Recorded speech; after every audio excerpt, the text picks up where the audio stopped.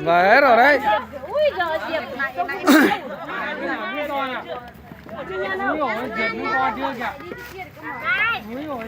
Cho anh Phong tí nhảy nhé. Cho con ta lên cái này bố. Đây, có xe dưa. Có ta rồi. Có xe dưa sẵn ở đây là cưa đâu. Có này, có cưa đâu. Đỗ bố ô tô để bán dưa. Dưa làm sao? Theo biển ra. Đây, ăn xong bắt xuống ở đây. Bà Nhi là người ăn đã hết 2 miếng rồi đấy nhá. Lóc rồi. Này lấy quả nữa bố. 2 miếng là.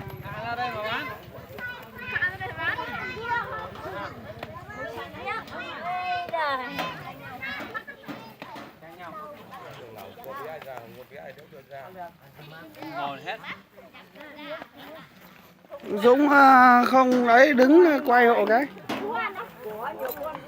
Cứ đặt ở đây quay nhé.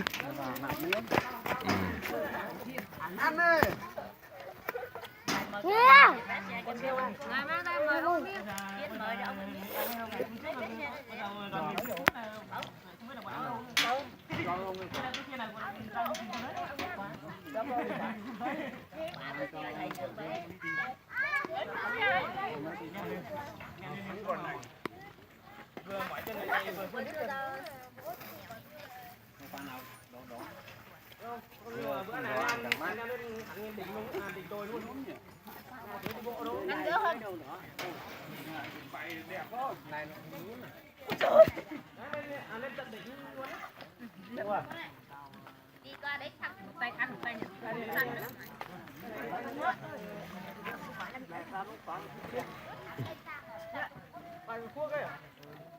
chưa bà nếu buồn đái cho quần thác qua không cầm được đâu. Đỗ đây. Ai buồn đái phải bảo nhá. Ai cứ nói nào đi đái đi chưa. Có đây. Hết. Có tiền không? Chiến Hồng đi chưa? Chiến Hồng đi chưa?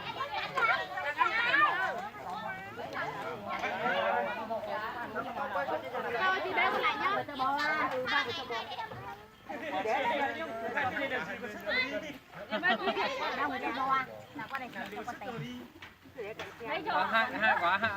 Hai bên. Đưa quả nữa đi.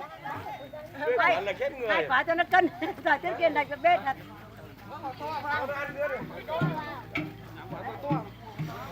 Hả Chiến? Giá đây. Đâu đưa đây.